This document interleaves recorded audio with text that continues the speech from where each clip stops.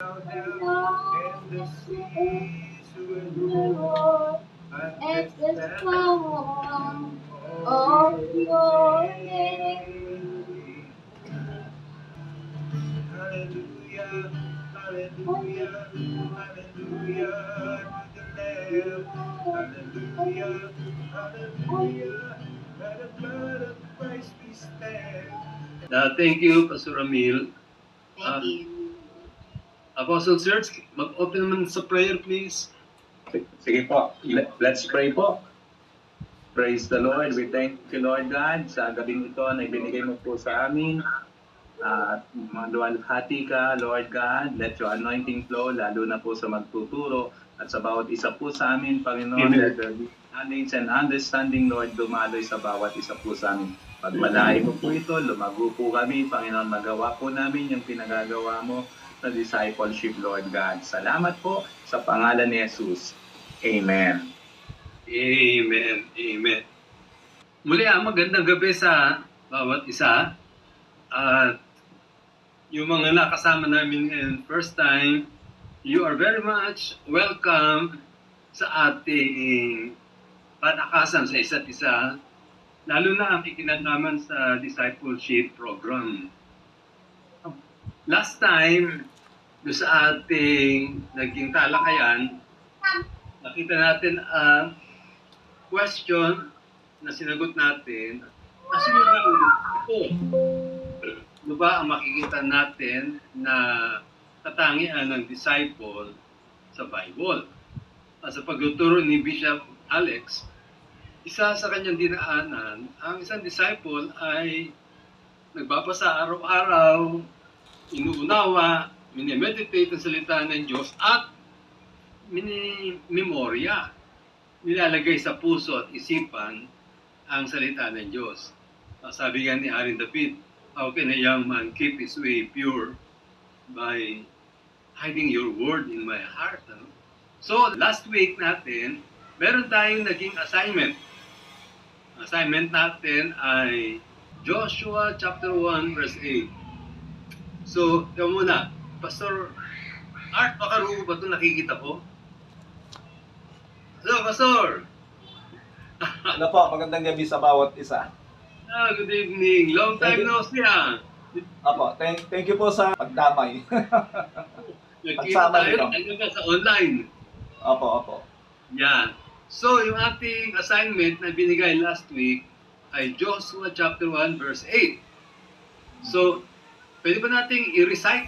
Buksan nyo inyong mga microphone. Mag-recite tayo sabay-sabay. Okay?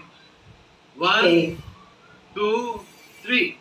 Keep This book on your lips, meditate on it day, be careful to do what is written in it. Then you will become prosperous and successful. Wow. Praise God, ano? Ako ay, baka hindi pa nyo alam, ako ay 75 years old na. Para makaiwas sa dementia, kailangan lagi pinapractice yung utak, ano, pag-memorize. Nakita ko si Pastor Romel. Pastor Romel, good evening. Nevertheless, I just want to welcome everyone tonight. At sa tulad ng binanggit ko kanina, Hindi kaya ng isa lang yung ating desire. Magawa natin yung pinapagawa ni Lord bago siya umakyat sa langit. Diba? Matthew 28, 19-20. And I think this is part ng isi-share sa atin ngayon ni Pastor Aline, ang utos patungkol sa discipleship. So without further ado, si Pastor Aline Caballero, siya ngayong senior pastor ng All for Christ Church. Biyaya ng Panginoon, inilipat ko na sa kanya ang pangasiwa ng All for Christ Church. Sila mag-asawa, Pastor Emil, yung nag-lead ng worship sa atin kayo na, at si Pastor Lynn, o si Lina Caballero. So let's welcome Pastor Lynn sa pag-share niya sa atin tungkol sa discipleship. Lynn, please. Thank you po, Pastor Jerry. Okay po yung sound ko? Yeah, okay. Okay po. Yes po. Good evening po sa lahat. And medyo marami po tayo ngayon. Thank you, Lord. And marami rin po mga nauna na yung pastor sa akin. Feeling bata po, no? Kasi may mga bishops ako narinig eh. So anyway, napaka simple lang yung pinag-aaralan natin lagi. Twice pa lang na nag-meet tayo online to discuss discipleship. Simple, pero pag ginawa po natin ito ay may mga kailangan ding effort tayo na gagawin po. Pero let me start po about discipleship by reading Matthew 28:19-20. So, lahat po ba nakikita yung mga yung sinishare po na screen sa atin? Okay po.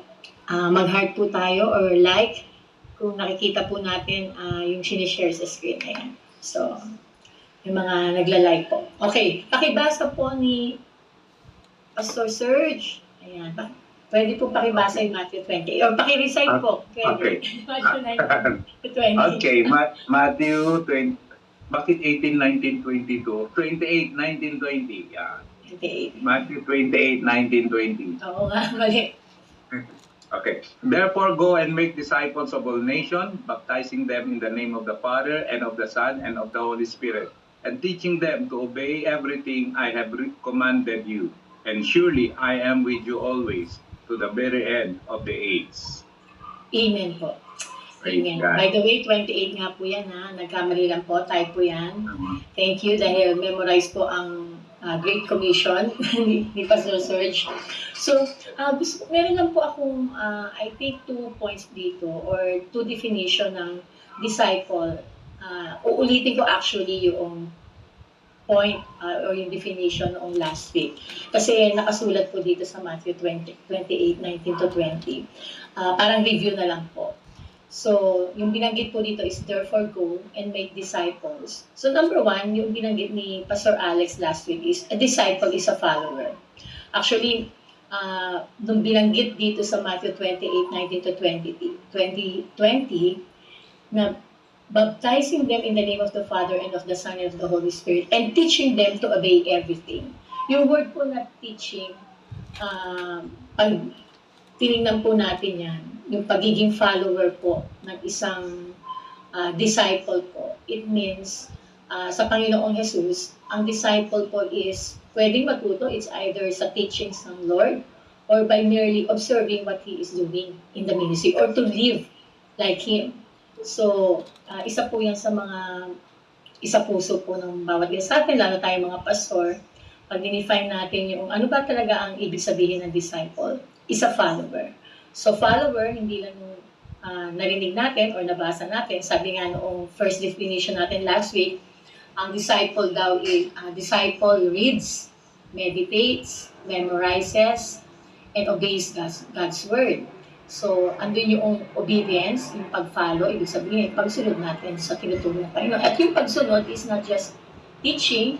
I believe yung teaching to them to obey everything I have commanded you is teaching is either yung tinuturo ng Panginoon, ng Panginoong Jesus nung time nila, at I believe ngayon din, yung mga katuroan na naririnig natin, and also, by merely observing what He is doing. So yung salita ng Diyos, punong-puno po ng maraming mga bagay na ginawa po ng Panginoong Jesus. And sa atin, bilang mga pastors and leaders, nagtuturo rin po tayo sa pulpit ministry, sa mga Bible studies, sa mga life groups, so may mga principles tayong tinuturo, Bible principles, o may mga lessons tayong tinuturo. Pero yung pagiging disciple or discipler tayo na nagtuturo is binibigay natin yung example din ng buhay natin. So, being a follower is really following Jesus. Hindi lang yung mga teachings, pero ina-apply natin. And also by observing kung ano yung ginagawa ng Panginoong Jesus sa atin. So, ibig sabihin, tayo mga nagdi-disciple, or maaaring yung iba sa atin ay dinidisciple pa ng isang discipler or ng leader natin. Balikan po natin yung panahon na yun. Di ba po, noong araw na dinidisciple tayo, ino-observe din po natin yung mga nagtuturo po sa atin. So, hindi lang tayo nakikinig, pero mas natututo tayo kung nakikita natin na, teka lang, yung tinuturo nito talagang ginagawa niya. Pag sinabi niya, i-memorize natin to, Ibig sabihin, nakikita natin, nagre-recite siya ng maraming verses kapag nagtuturo sa atin. So, mas nasi-challenge tayo. Na? Ang sarap pala magturo ng marami kang alam na verses and talagang nire-recite mo with conviction. So, it means a disciple is a follower. Maganda rin na matutunan natin bilang mga pastor din. Yung dinidisciple natin is tumitingin din sa atin. Katulad noong kung paano tayo dinidisciple noong araw. So every Christian, malinaw dyan sa Matthew 28:19-20, every Christian should be a disciple. Amen po ba? Pakitype naman po ng amen po dyan para makita yung mga reaction po natin. Every Christian should be a disciple or pusuan po natin. Di ba po? Dapat po ay yun ang goal natin. Hindi lang makapag-share tayo ng gospel, hindi lang makabilang sila sa spiritual family sa church, pero ang goal natin ay every Christian should be a disciple. Or pag ikaw ay bagong Kristiyano, mailagay sa puso ng isang bagong Kristiyano na gusto kong maging disciple, follower ni Jesus. So, yung John 15 verses 5-8, meron po tayong text dyan. Pakibasa po ni Pastor Ramon, John 15 verses 5-8. John 15, 5-8. I am the vine, you are the branches. If you remain in me and I in you, you will bear much fruit. Apart from me, you can do nothing. And if you not remain in me, you are like a branch that is thrown away and withers. Thus branches are picked up, thrown into the fire, and burned. If you remain in my words, remain in you, ask whatever you wish, and it will be done for you. Wish to my Father's glory, that you bear much fruit, showing yourselves to be my disciples. Amen. Ang linaw po sa last part. This is to my Father's glory, that you bear much fruit, showing yourselves to be my disciples. So, malinaw po na kapag disciple ka, a true disciple should bear fruits. Amen po. Amen po ba? Bakit po? Kasi sabi dyan, yung word na remain means you are connected to God. And lahat ng branches na pag pinutol mo, na disconnect doon sa pinaka-vine, mamamatay po talaga. At hindi po mamumunga. Pero as long na we are always connected to God, reading His words, keeping His commandments, and willing to surrender to His will, eventually, kapag na-develop sa atin yung pagbabasa ng salita ng Diyos, mas nakikilala natin ang Panginoon, lagi tayong sumusunod sa Kanyang mga pinag-uutos. Ang ibig sabihin nito is, eventually, talagang mamumunga tayo dahil pag nakilala natin ang Panginoon, nakikita natin yung heartbeat niya, yung mga plano niya sa buhay natin, yung kalooban niya sa ating buhay, ang nangyayari po is, yung puso niya, nagiging puso din po natin. Kaya yung true disciple of Jesus Christ bears fruit. Actually, yung pinasa pa nga natin dito, merong binanggit, if you do not remain in me, you are like a branch that is thrown away and withers. Such branches are picked up, thrown into the fire, and burned. So, ibig sabihin, walang pakinabang. So, ibig sabihin, tayo mga Christians or followers ni Jesus Christ or disciples should bear fruits. Kaya nga sinabi ni Apostle Paul in 1 Corinthians 11:1, follow my example as I follow the example of Christ. Even si Apostle Paul, mga kapatid, ay sinabi niya, imitate me, so follow me, nagdi-disciple siya, pero siya mismo na nagdi-disciple, nagpa-follow rin siya sa example ng Panginoong Jesus. So, yun ang maganda rin maging katangian din natin bilang mga disciples. If you want to be fruitful or always bearing fruits that will last, pwede natin sabihin, follow me, follow my example, as I follow the example of Christ. Hindi pwedeng tumigil. Actually, yung pagiging follower natin, o yung disciple na pagiging follower niya, hindi siya talaga tumitigil. I believe, kapag tumigil ka na matuto, that's why nga po lahat tayo nandito po ngayon, kahit bishops tayo or senior pastors, we are here na gusto natin na mag-umapoy pa yung passion natin for the lost and even yung passion natin to win and make disciples. So, kaya follow my example as I follow the example of Christ. So, it's a never-ending learning or following. Kaya nga following, ibig sabihin, action word siya. So, pag sinabi mong follower ka, meron ka pang sinusunod. At meron ka mga bagay na ginagawa. So, hindi tumitigil yun yung pag-follow natin kay Christ. Pero ang question is, paano ba tayo magkakaroon or paano tayo bilang disciple ng Lord makakapag-produce ng follower, yung talagang sumusunod po. Alam niyo, meron lang akong isang example dito. Dahil syempre po, hindi ko alam kung medyo connected pa kayo sa young, mga young people or mga kabataan mo, mga millennials. Uso po kasi ngayon yung mga concert, may mga ina-idol sila. Nagtaka lang po ako na minsan may mga follower or mga fans na kahit paulit-ulit yung concert, sunod pa rin ang sunod kahit saang lugar yung concert. Kahit the same concert or the same performance yung pinapanood nila. And hindi ko ma-imagine na kayang gawin yun para sa tao. Pero hindi natin kayang gawin sa Lord na sinasamba natin, sa Lord na mahal po natin. So, paano tayo makapag-produce ng true follower na nagbubunga po? Yung follower, a disciple who is a follower of Jesus Christ, who follow His words and obeys, and fruit-bearing ng mga disciples. So, in 1 Corinthians chapter 4, verses 14 to 21, pwede ko bang ma-request si Pastora Judith na basahin po yung 1 Corinthians chapter 4, verses 14 to 21. Pastora Judith, nandiyan po ba kayo? Oh, saglit lang. Ayan. Ha. Kita I niyo am po sa writing screen? this. I am writing this not to shame you, but warn you as my dear children. Even if you had 10,000 guardians in Christ, you do not have many father, for in Christ Jesus I became your father through the gospel. Therefore, I urge you to meditate me for the reason I have sent to you, Timothy, my son, whom I love, who is faithful in the Lord.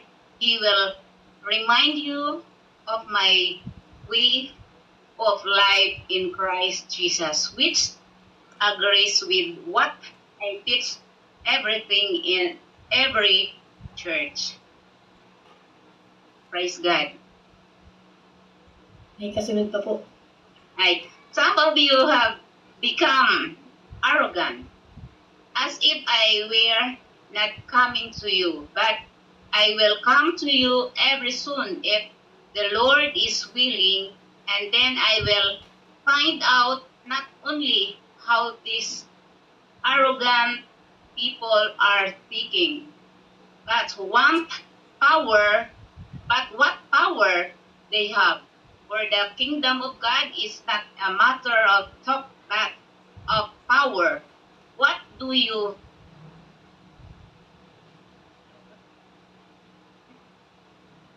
prayer? Shall I come to you with a rod of discipline, or shall I come in love and with a gentle spirit? Amen. Thank you po, Pastora Judith. Meron pa akong kinuhang ilang verses po dito sa 1 Corinthians chapter 4. Actually po si Apostle Paul, pag tinignan po natin yung mga letter niya, napakarami po niyang mga letters na makikitaan po natin ng pagiging true discipler sa kanyang mga disciples po, na kanyang mga kinasasakupan po ng mga or pinagnilis nilang pinuntahan ng mga churches po. Pero isa lang po ito sa 1 Corinthians chapter 4. Alam naman po natin na Corinth, very gifted church, pero merong one thing na dapat na i-correct po sa kanila. And isa po ito sa mga example po ng mga letters na binigay po ni Paul doon sa church ng Corinth. And nasabi niya dito, meron lang pong isang word or two words na dito sa hindi ko alam, walang verse yung ano pa dito yung text ko. Pero ang sabi dito, you do not have many fathers, for in Christ Jesus, I became your father through the gospel. So imagine, si Apostle Paul ay halos naging ama sa kanyang mga dinidisciple. For in Christ Jesus, I became your father through the gospel. And meron din binanggit, ang sabi niya, I have sent you Timothy, my son, whom I love, who is faithful in the Lord. He will remind you of my way of life in Christ Jesus. Ito ba yung binabanggit po natin kanina na a true disciple is a follower or a good follower. Imagine Timothy is a disciple of Apostle Paul na pinadala niya at actually ang tawag nga niya, my son, diba, spiritual son. And ang sabi niya dito, whom I love, so we cannot disciple beyond relationship because discipleship is about relationship po. Kitang-kita po natin dito, whom I love, who is faithful in the Lord, He will remind you of my way of life in Christ Jesus. So, binanggit po dito yung, He will remind you of my way of life in Christ Jesus. Meaning, merong relationship si Timothy kay Paul and talagang inoobserbahan ni Timothy yung ways ni Apostle Paul, diba? Kung ano yung mga tinuturo niya. So, meron tayong pag-aaralan lang, 3 points, na akala niyo pa tapos na po yung definition ng disciple. I just felt lang na maganda i-share din ano ba ang ibig sabihin ng discipleship. Hindi lang natin i-define yung anong ibig sabihin ng disciple. Pero paano tayo makapag-produce ng mga disciple na nagbabasa ng salita ng Diyos, minemeditate, tinetreasure, ina-apply, follower, fruit-bearing disciples. So maganda na mapag-aralan din natin ng kahit kaunti lang, ano ba yung discipleship? Alam niyo, narinig ko to from Bishop Oriel sa G12 noon, nag-G12 pa ang All for Christ Church. Sabi niya, ang discipleship daw ay ayusan ng buhay. Which I truly agree. Ayusan talaga ng buhay. So, kasi kita natin dito si Apostle Paul, he's like a father to the church na pinagministeran niya. Bye. And katulad ng mga anak, Bigyan mo to kay talagang mami. inoobserbahan natin yung Ibang kilos grupo, ng tatay natin. And somehow, generally speaking, madalas, kung ano yung tatay, siyang yung bunga. Aiming ko ba sa mga tatay dito? Hindi lang kamukha mo sa face, pero halimbawa, napansin ko lang po, generally speaking, hindi naman po lahat. Halimbawa, pag yung tatay mahilig sa basketball, yung anak pa mag-basketball din. Ayan po si Pastor Ramil. Yan po ay IT professional consultant. Aba, yung mga anak niya, mga nasa computer din. So, kitang-kita rin naman po natin, no? So, ibig sabihin, if we want to do this, maging seryoso tayo sa discipleship, it's really ayusan ng buhay. And number 1 na point is, discipleship is modeling.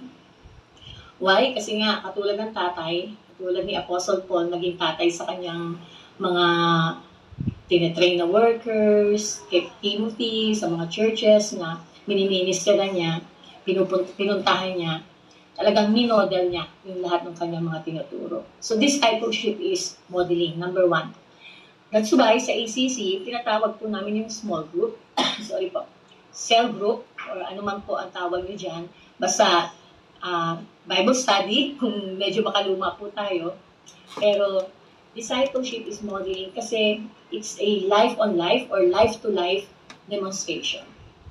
So, ibig sabihin yung mentor, tinuturo niya or pinamumuhay niya yung faith niya at nakikita yon, ino-observe yon, ini-imitate, and pinag-aaralan ng mga nakakakita o ng mga dinidisciple niya. So, it's really a life-on-life or ano man gusto yung tawag doon, life-to-life meeting, yung pinaka-life group natin. So, sabi nga namin, ang ganda ng pagkatawag natin doon sa small group natin, life groups, kasi saktong-sakto, because discipleship is about modeling. Minomodel talaga natin kung ano yung tinuturo natin. That's why, pag sinabi natin, oy, mag-disciple tayo. So, ibig sabihin tayo mismo mga pastor, like, di-disciple tayo. O, maging maaga kayo sa church. So, ibig sabihin, tayo magiging model na maging maaga dun sa church. So, discipleship is modeling. Magpasa tayo ng salita ng Diyos. Let's memorize it.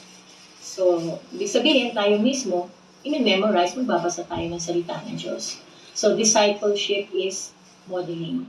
And paano ba tayo, pag may problema, paano ba natin siya hinaharap. Nakikita rin yun ng mga dinidisciple natin.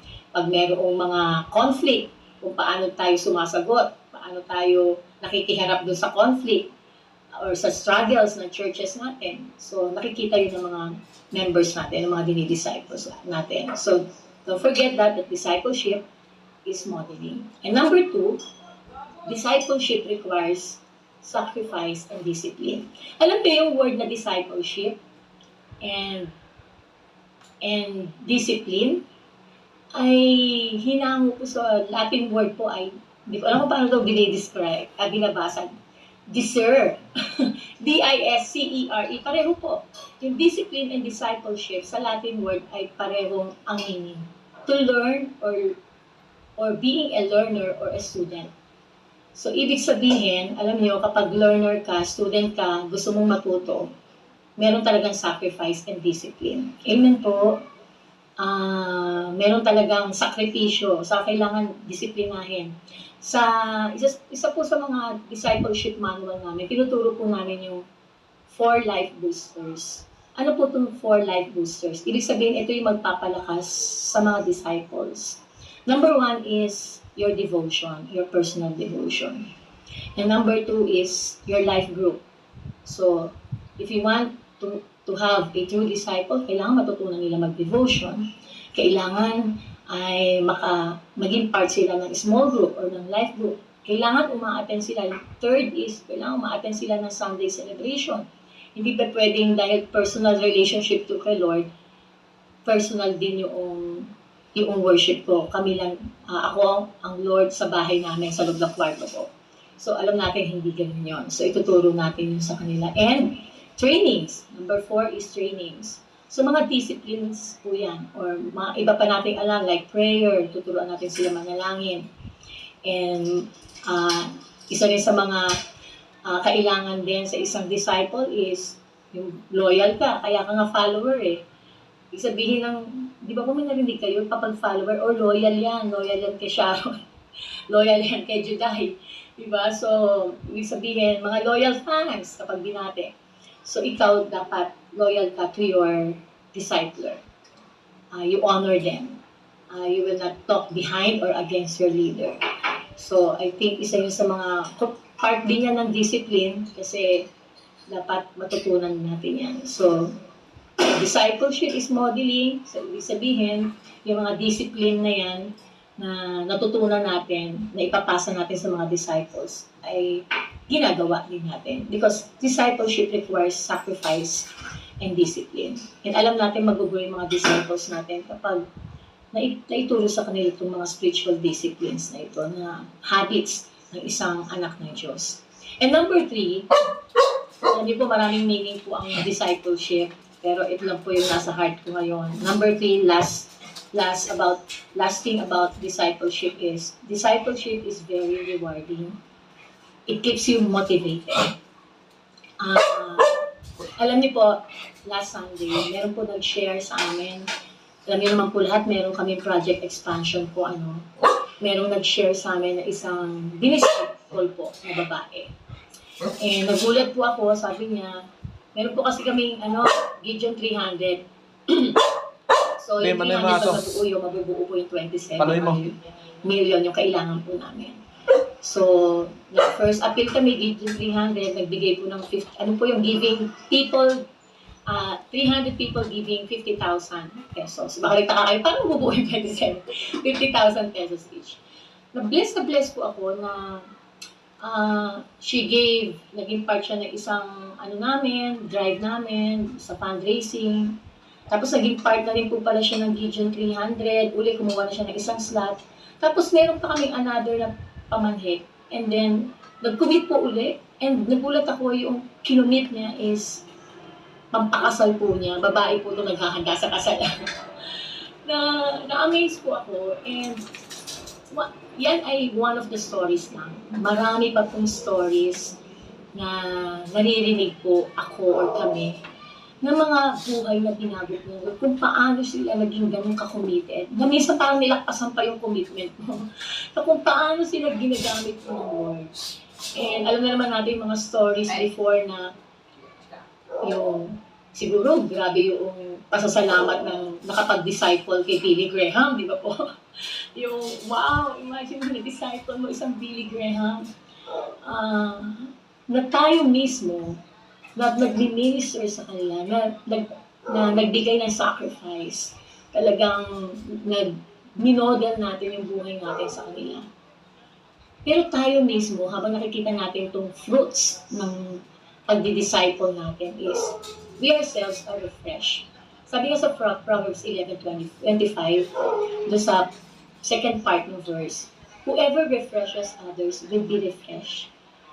So, every time na makakarinig kami ng mga testimonies, ng mga next in line, mga next leaders na na-disciple po, it keeps us motivated. Lalo po kami, wow, ang ganda ng ginagawa ng Lord. Ang Lord talaga pwede mag-transform ng buhay. And sabi nga ni Sid Murrell, sabi niya sa isang book niya, yung dating, ang tawag doon, parang battlefield. Ngayon, ikaw ay isa na sa mga workforce. Diba? Yung dating ikaw yung mini-minister, isa ka na sa mga nagmi-minister.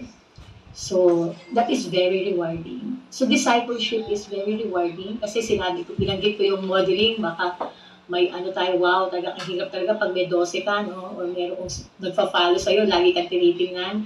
Yes, merong sacrifice yun, merong discipline din kasi kailangan mong i-model yung tinuturo natin. Pero, discipleship is very rewarding. Yun ang patuloy na bibigay sa atin ng, kumbaga, ng diesel o ng gasolina para umandar. It keeps us motivated. Dahil kapag nakikita natin yung maraming buhay na nababago at maraming pamilya ang nababago. So, yes, discipleship is seryoso, na task na binigay ng Lord sa atin. And we have to be intentional. And ayusan siya ng buhay, and mahirap mag-ayos ng buhay. Lalo na kung aayusin mo ay senior citizen or home builders na, kasi marami nang nilagay sa sistema ng katawan nila. Pero lahat kasi is welcome, at lahat ng tao namatay si Kristo para sa kanila. So, gano'n man kahirap or challenging, is we will always say yes. Kasi masarap maging instrumento ng Lord para ma-transform ang buhay ng isang tao, isang pamilya, ng isang barangay, ng isang city, at ang buong bansa. Praise God. Palakpakan po natin ang Lord. Yun lang po, Pastor Jerry. Thank you, Pastor Aline. Wow, praise God. Gusto kong i-open lang ang time na ito. Baka may mga addition, questions na gusto ninyong i-bring up sa lahat sa atin. This is a free time to react to questions or any addition. Meron ba na gustong add something, or any questions na i-share ni Pastor Aline?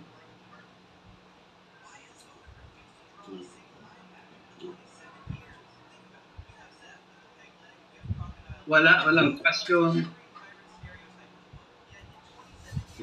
Hindi naman po kayo nakatulog po. Si Apostle Serge, may question ko ba? Apostle Serge? Wala po. Okay. Sige, kung walang question, addition, meron ako ibibigay na 2 assignment. Pero gusto ko lang mag-react, binanggit ka ni Pastor Aline, tungkol sa ang isang disciple ay nagbubunga. I think kung mabibigyan natin ng picture, kung lahat ng mga members natin, kasi ang pagkakaalam ko, pwede natin i-categorize sa mga member natin sa maraming paraan. Well, one, a simple believer or a committed disciple. Pag simple believer, come what may, ganun lang yon. Pero pagka committed disciple na nag-grow, at pag nag-grow, tulad ng pag-iti Pastor Aline, kaya mamumunga. Gusto ba nyo ng ang church natin every year, ang mga members natin ay namumunga? Amen. Amen. Of course, ano? Amen. So my two assignments is this. Number one, memorize, aside from Joshua 1:8, Matthew 20, madali naman to, Matthew 28, 19-20, marami sa atin, kapisado na yan. No? Pero maganda kung halimbawa na hindi pa natin masyadong natatandaan siya, let's memorize that. And number two assignment is this. Will you please read again the book of Acts? Okay. With the perspective that you are looking into one question. Ano ang question? Question, remember, si Jesus, bago siya umakyat sa langit, sinabihan niya mga alagad niya. Sabi niya sa mga alagad niya, go therefore and make disciples. You can probably imagine na yung mga kanyang kinausap na mga apostles, disciples, maybe at a loss. Ano kayo ibig sabihin ng discipleship na binabanggit ni Lord? So, doon sa question na yun, makikita natin ang ginawa nila kung paano sila mag-disciple sa ang book. I believe sa Book of Acts. Kasi di ba yun ang story ng ng early church. Now, please bear in mind na there are things true during their period, even to our present realities. What do I mean by that? Alam ninyo, naniniwala ako, di ba sinabi ng Lord sa kanila, wait for the coming of the Holy Spirit. So, nung dumating yung Holy Spirit sa Acts chapter 2, nag-preach si Apostle Peter. So, can you consider that part ng discipleship? Gusto ko din banggitin mga pastors na ang mga apostles ay mabaptize ng Holy Spirit, hindi naman kagad nalaman nila ang lahat ng detalye tungkol sa discipleship. Hindi. In fact, kung titignan ko at binabalikan ko nga ang Book of Acts, merong tinatawag na hit and miss process. Now, ewan ko kung ano conviction ninyo, pero kung ang conviction ko, nang sila ay tumanggap ng anointing at power ng Holy Spirit, hindi naman sila naging perfectong mga ministers. No. Patuloy pa rin sila naging human beings. Meaning, di ba sabi nga, si Elijah daw ay katulad din natin. Ibig sabihin, madami pa rin silang mga misadventure, kumbaga, marami pa rin silang shortcomings. In short, sila ay nagkaroon din ng hit and miss experiences. Halimbawa, pag binasa nyo ang Book of Acts, especially sa chapter 3, makikita nyo doon, di ba, sila ay nagpunta sa temple. So, bakit sila nagpunta ng temple? Kasi hindi pa naman nila naiintindihan na ang Christianity is never na part o branch ng Judaism. Akala nila, sila ay dapat pa rin umattend ng temple worship. So, with that, hindi ganoon pa kakumpleto yung perspective nila. Paano ba nilalagay sa words? Ganito. Nang tumanggap sila sa Holy Spirit, hindi ibig sabihin, solidong-solido na alam nila paano discipleship. Hindi. Kinakailangan dumaan sa maraming mga steps sa buhay ko nila. Also, I want to say this. Ewan ko kung mag-agree kayo sa akin. Pero, just for thinking about this issue. You remember sa Book of Acts, dumating Holy Spirit, powerful ang naging preaching ni Apostle Peter. 3,000 came to know Jesus. And from then on, ay maraming mga naging experiences sila ng mga healing, signs and wonders, etc. Tama? Okay, tama. Pero hindi ko alam kung sumagi na sa inyong isipan, kumusta ang church sa Jerusalem, sa Israel, as of now. I think all of us are convinced na Israel is a major missionary field as of now. Walang strong Jewish church na naging produkto noong manifestation sa Book of Acts, chapter 2, 3, and onwards. In fact, I want to give a statement para pag-aralan natin and then think it over. Halimbawa, may binanggit sa Matthew chapter 16, the church will be powerful, it will be moving forward. Nobody can stop the church. I would say, in general, the church will never be stopped. But, as a local church, do you know that your church and my church can become extinct? I mean, pwede siyang mawala. Mawala ng trace. Mawala ng kumbaga, ng lasa, unlike nung before na tayo yung nagpapasol. Pwede siyang maging isang history. Di ba, ang paalala sa Book of Revelation, yung candle ng seven churches ay pwedeng mawala. No? Now, with that, do you know kung anong church ang naging mas matibay hanggang sa ating panahon? And there is only one answer to that. And the answer is what? The only church that moves on and continues up to now very strong is the Gentile church, not the Jewish church.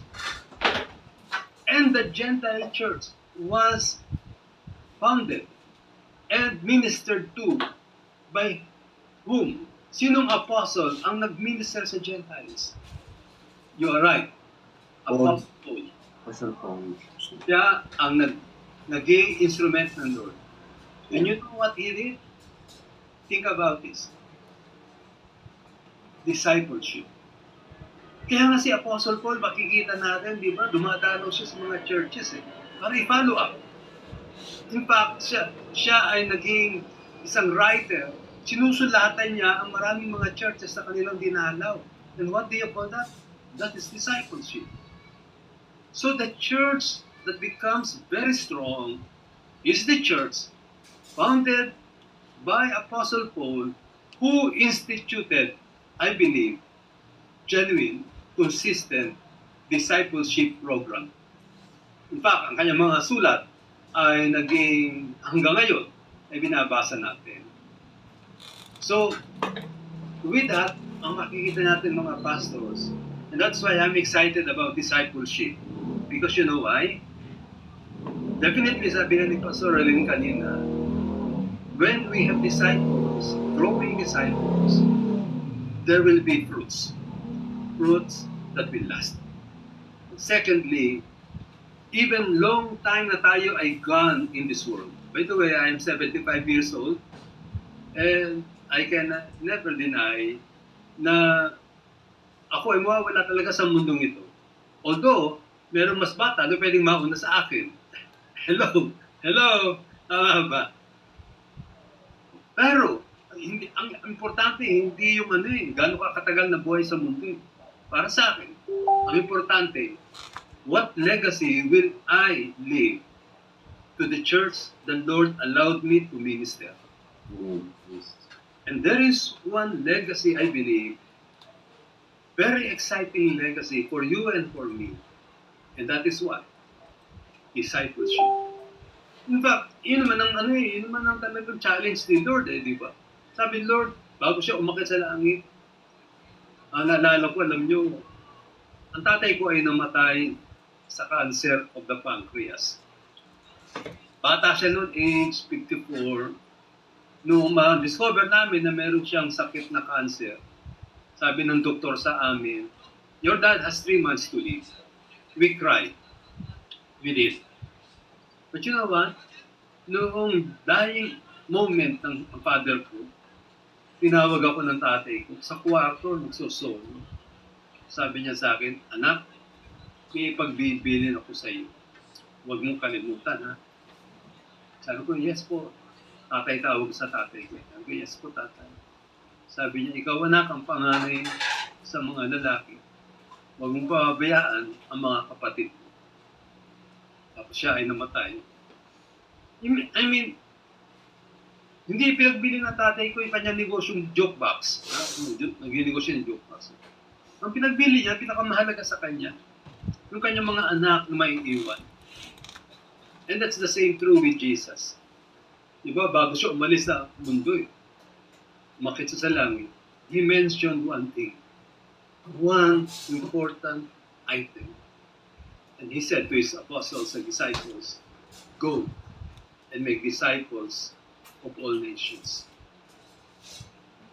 So, mahaba yung naging paliwanag ko. No? I was hoping you will be excited to look again sa book of Acts. And then sabi ko nga sa inyo, please, kasi I have to admit this. Although meron na kami naging experience sa discipleship, pero marami pa rin kami dapat matutunan sa topic na ito, sa area ito. Kaya nga binabalikan ko Book of Acts. I don't want to miss something na ginawa ng early church, ginawa nila Apostle Paul, with a fresh look into this book. I want to understand more about discipleship. So, that's my second assignment to every one of us. Hindi ko naman sinasabi tapusin yung basahin ng isang sitting. Kundi ang gusto ko nang i-challenge tayo para magkatulungan tayo. Mga kapatid, by the way, this is a group na we don't claim knowledge, everything about discipleship. What we know is this. When we are united, when we are one with the Lord and with one another, God will reveal to us more about discipleship. And this makes me so excited. Alam niyo kung bakit? I am sensing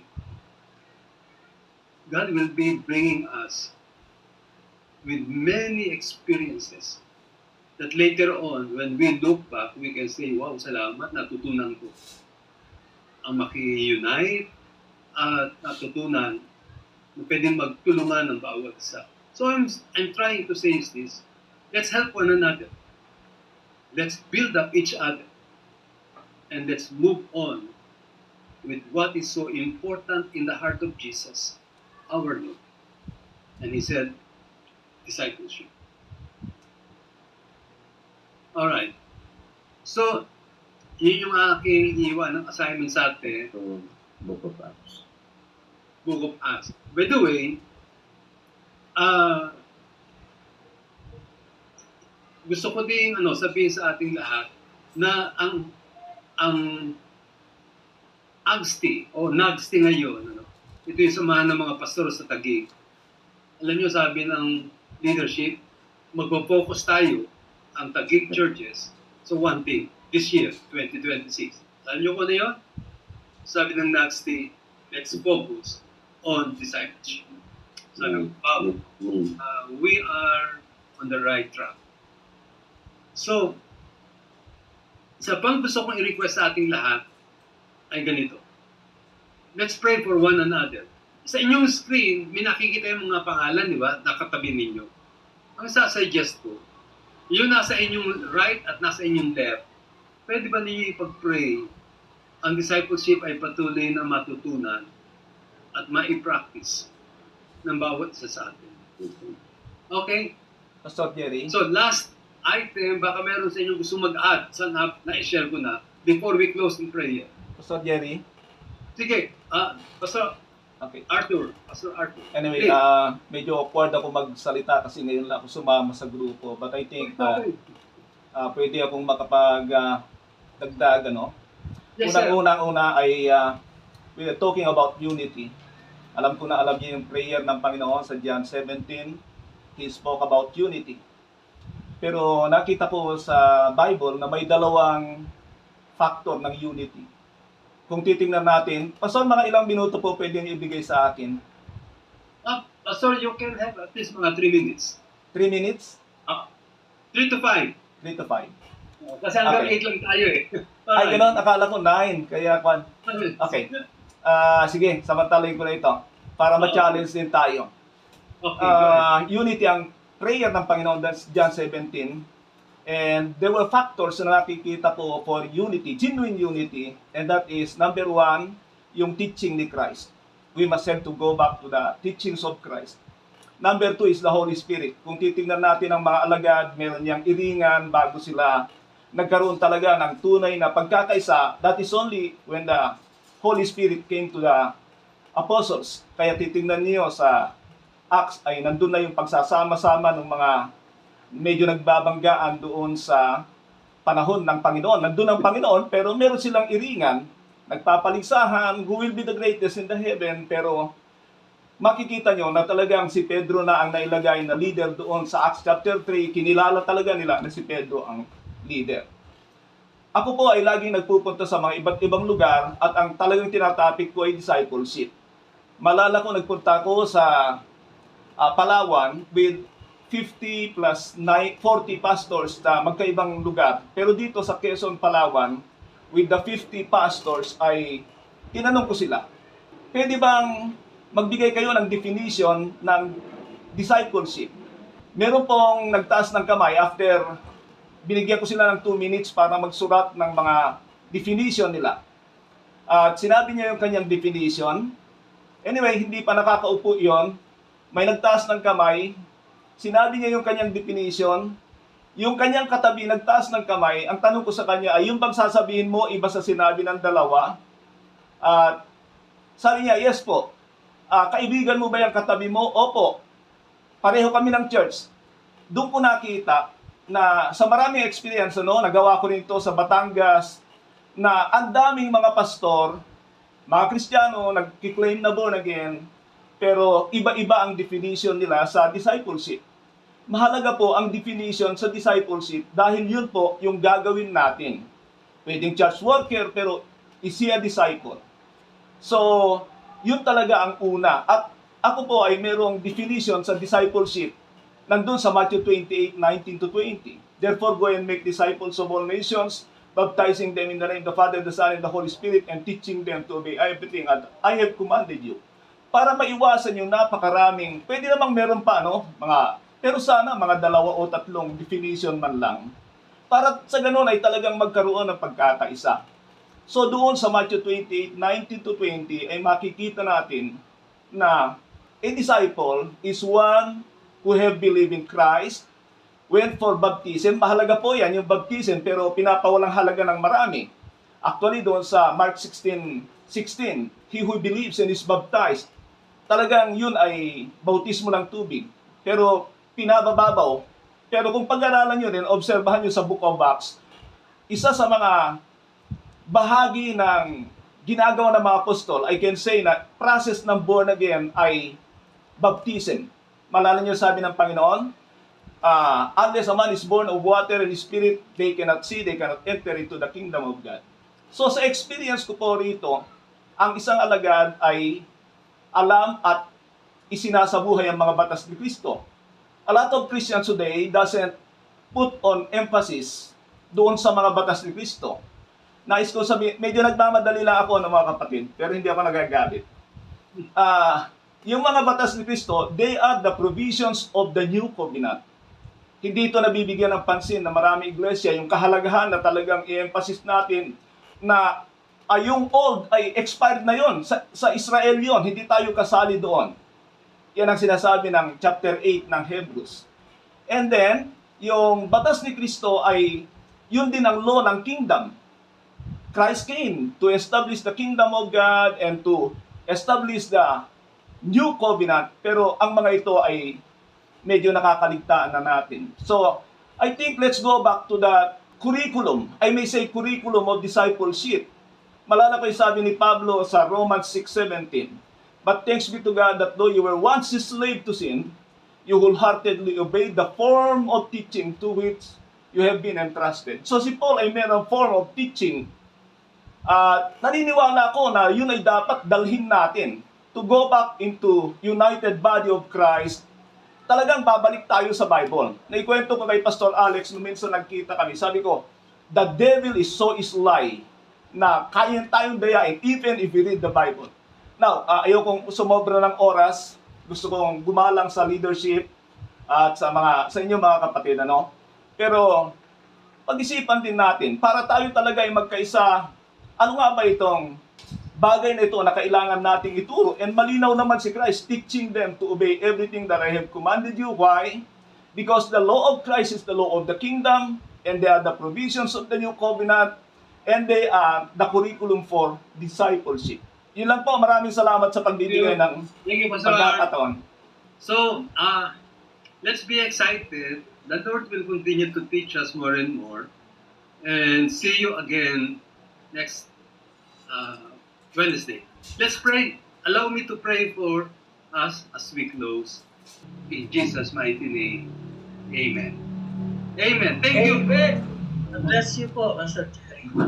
Thoroughly. Thank you. Sorry, God bless you. Thank you, everyone. Thank you po. Thank you po. Ito yung assignment. Bye. Good night. Bless.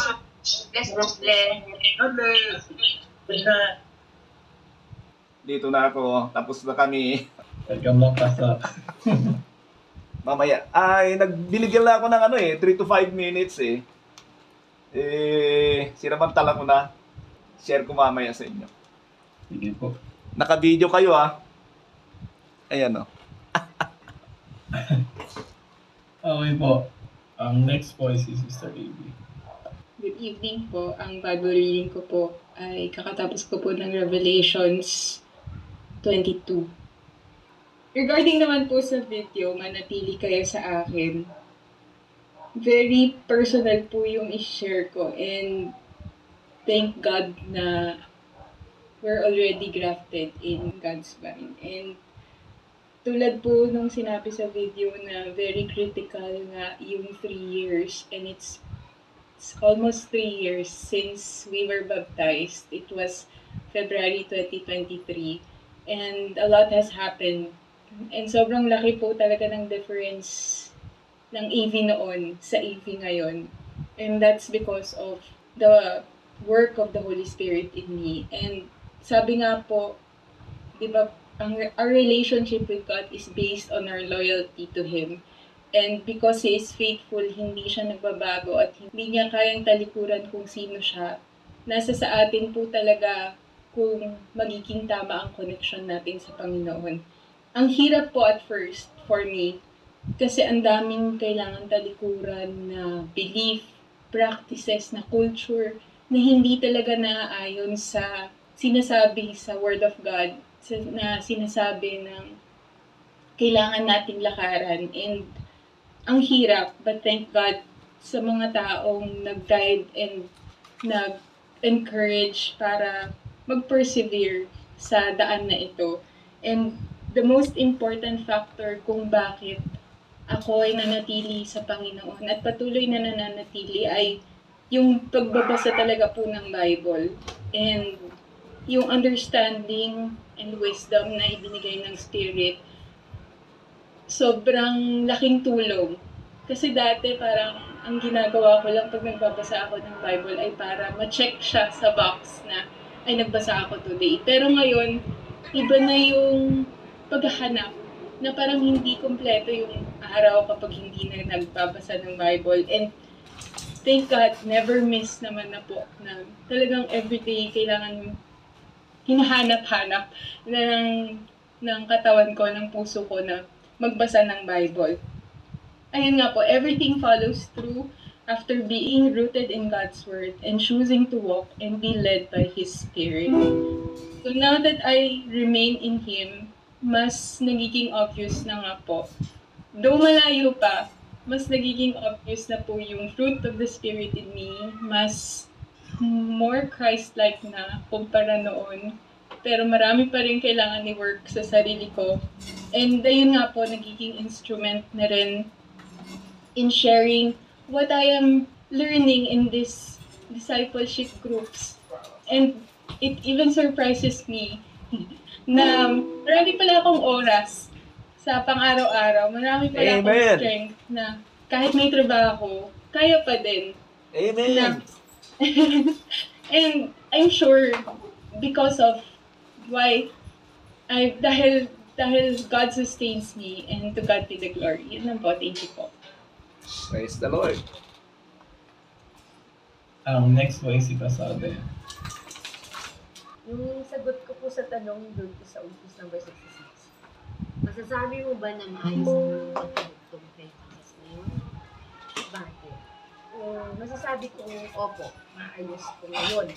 Kasi, nung na-water baptize ako nung last August, naramdaman ko na yung mga bagay na ipinatama ng banal na spirito sa pag-iisip ko, sa character ko, sa attitude ko, sa work ko, at naging ang motibo ko. Na medyo, it's really overwhelming kasi ang daming pinuputol na mga bagay na hindi akma doon sa dati kong natututunan. There are some na nag-affirm, there are some that is letting me say, get rid of it. Yung mga katuroan na iyan, ang hirap kaharapin ito. Pero yung turo kasi ng video nito, sakto ito sa DNA na gustong mapalago ng Panginoon sa church na na-entrust sa akin. 600 manok Para ng gulay. magtagumpay ang 490. Christian walk ko. Tapos Magtagumpay may ang regalo pa ako sa yung pagiging, ang magtagumpay ako sa pagka-Christ-likeness ko. Talagang pinakailangan ko manatili sa Panginoon. At saka yung pagka-identify ano yung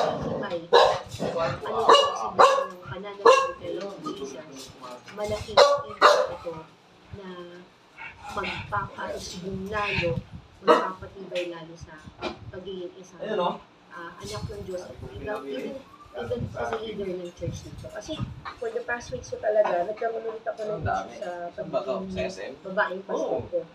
Eh, may mga lalaki na magiging sa church. Pero I could just strongly feel that leadership na binibigay ng Panginoon sa akin. But the thing is that nagpapabilhan dahil nagagalit sa akin pag binibilhan ko. the church as a woman will be in authority or be on the post, but God knows na I wanted to raise up the next leader. Prayer ko nga, pag umalis ako dito sa church na to, may mga men na talaga na mag-raise up and then women will be able to be just like Christ. Kung baga anong disciple, kung paano si Lord, and then this word na natutunan na ito maging manatili sa kanya.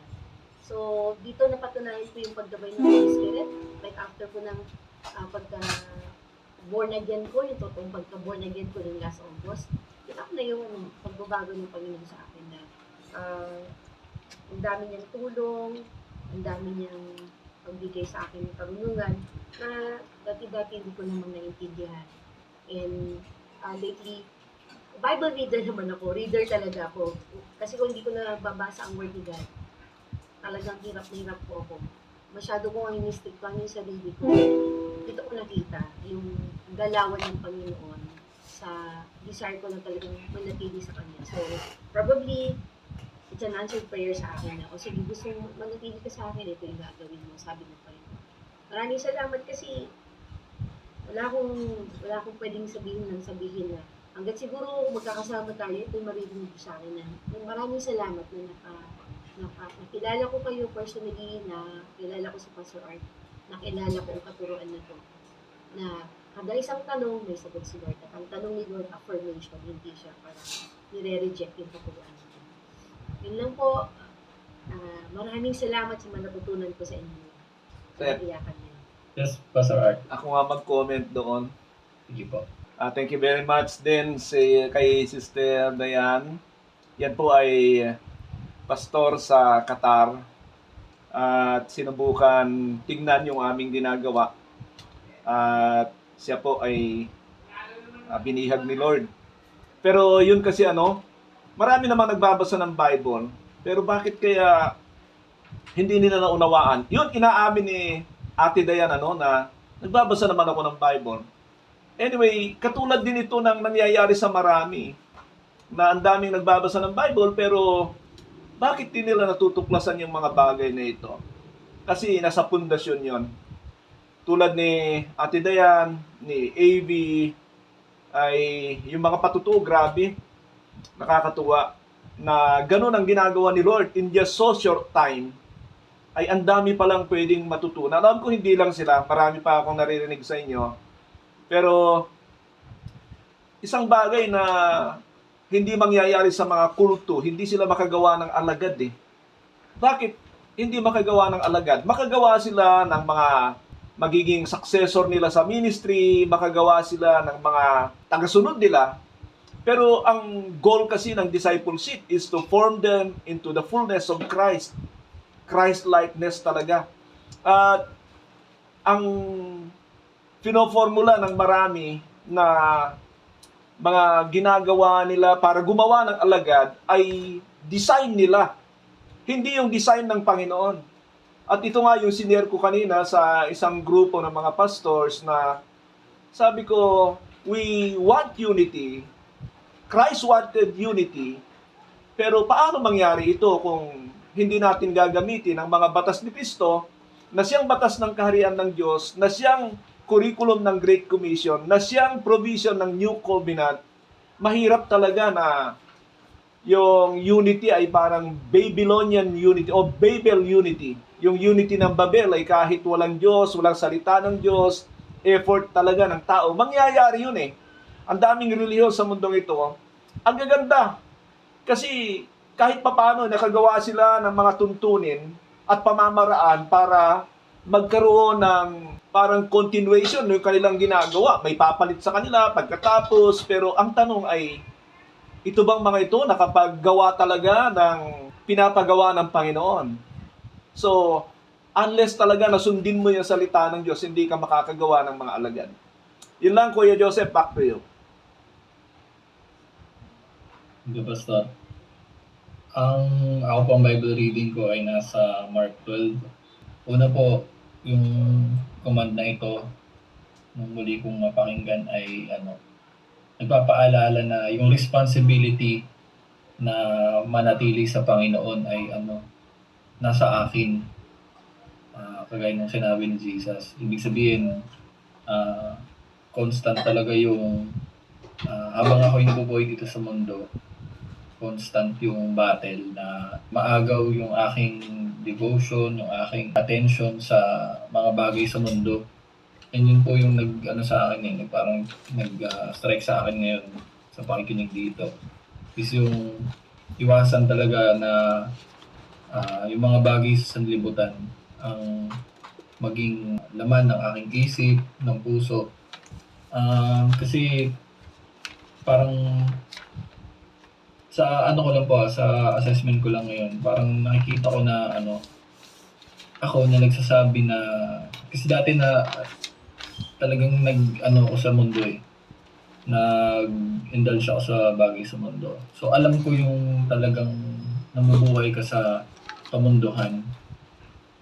But then, hindi ko pwedeng sabihin na parang dahil hindi na ako katulad ng dati ay parang hindi na, parang magre-relax ako kasi pwedeng nung natutunan ko na ang worldliness is an issue of the heart eh. Pwedeng kahit hindi na ako kagaya ng before, pero maaring mag-creep in sa aking isip, sa aking puso yung pagiging worldly pa din na hindi ko namamalayan. Parang yung sinasabi ni nung sinasabi nung sa Hebrews, yung drifting away, parang yung bangka na natatangay ng alon. Dahan-dahan, di mo alam malayo ka na sa pampa. So, ganun. Yun yung kailangan kong bantayan para sa akin po ngayon. Parang hindi na lang po yung yung simple. Kumbaga, kailangan talaga mas maingat, mas maingat na pananatili talaga sa Panginoon. And that requires yung talagang consistency sa yung pong naging dito. Parang dito sa akin ni Lord, yung consistency sa aking ginagawang pagbabasa, pananalangin, pag-aaral, na hindi ko pabayaan yun. Kagaya po nung nabanggit din ni Pastor Ferdy, ako naranasan, sabi ko nga, na dati ako nasa mundo. So, ngayon, nadi-differentiate ko rin kung ano yung pinagkaiba talaga. Hindi, para sa sabi ko, hindi talaga masaya yung mawawalay sa Panginoon. now that I have tasted and see that the Lord is good talaga Amen. sa buhay ko. Hindi lang sa sukatan ng mga material na bagay. Amen. Hindi yung mga ginawa ng Lord sa akin spiritually, yung peace, yung joy na naranasan ko. So, parang masasabi ko na talagang kapag umalis pa ako sa Lord, yung parang kagaya ng sabi ni Peter, saan pa ka pupunta? Nasa yung salita ng buhay. Pero nga, hindi siya salita lang. Kailangan talagang i-check ko lagi yung heart ko. Totoo ba na yung joy ko andoon pa o unti-unti nang na drift away sa mga bagay sa mundo.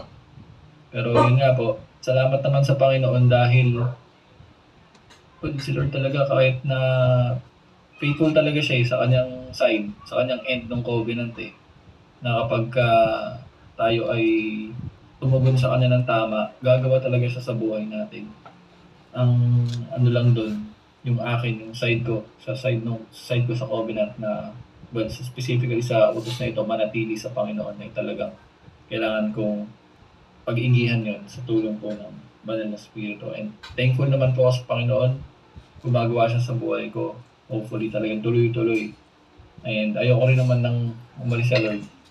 At nga po, magbunga rin yun ng makaakay ng ibang tao pa sa kaharian ng Lord, maka-influensya ng Lord.